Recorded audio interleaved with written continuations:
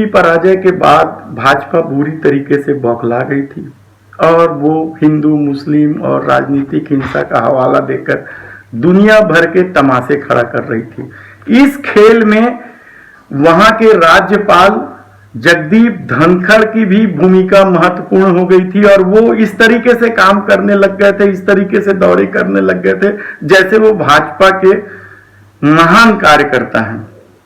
लेकिन इन सब बातों से बेपरवाह ममता बनर्जी और उसकी पार्टी ने जिस तरीके से भाजपा पर प्रहार किया और अब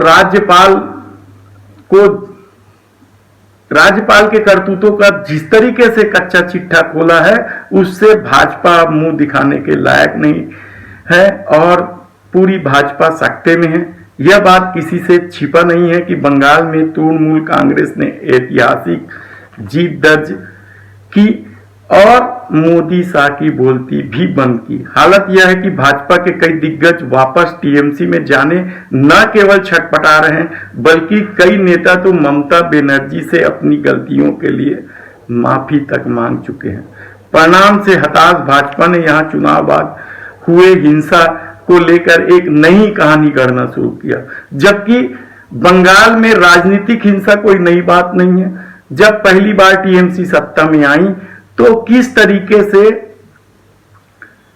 कम्युनिस्ट पार्टी के कार्यकर्ताओं के साथ वहां हिंसा हुई, मार कुटाई हुई, कितने ही कम्युनिस्ट पार्टी के लोग बंगाल छोड़ के देश के विभिन्न राज्यों में रहने लगे, या किसी से छिपा नहीं है। लेकिन तब भाजपा को यह याद नहीं आई कि वहां लोकतंत्र खतरे में है। लोकतंत्र में खतरे में तब पड़ा जब भाजपा के लोग वहां पीटे जाने लगे या राजनीतिक हिंसा के शिकार होने लगे, और यह दोनों ही काम बंगाल में फेल हो चुका है। कौन सा दोनों काम? हिंदू मुस्लिम और विरोधियों को किनारे लगाने का। इधर मोदी सत्ता की करतूत से नाराज टीएमसी ने भी भाजपा के खिलाफ मोर्चा खोल दिया है। ताजा मामला राज्यपाल जगदीप धनखड़ का है।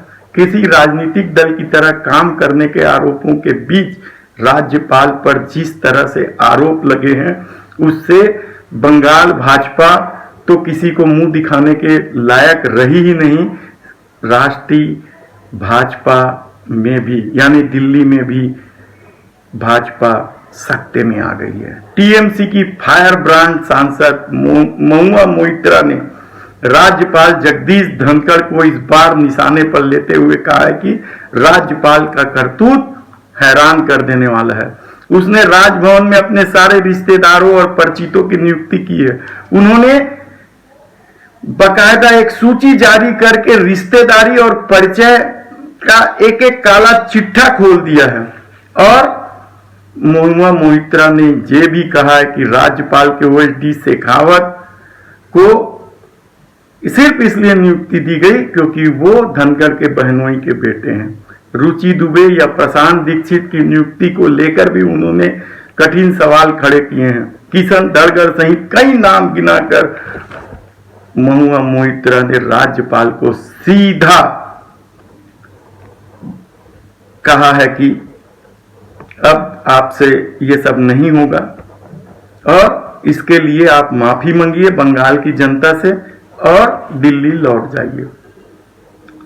यही नहीं, महुआ मोइत्रा ने तो यहां तक कहा है कि संघ के पालतू लोगों को अलग अलग राज्यों में राज्यपाल बनाकर प्रधानमंत्री नरेंद्र मोदी ने राज्यपाल की गरिमा भी समाप्त कर दी है। अब देखना यह है कि भाजपा इस पर क्या पलटवार करती है। लेकिन जिस तरीके से राजभवन में नियुक्ति हुई है वह संघ के संस्कार पर सवाल तो खड़ा करता ही है। धन्यवाद।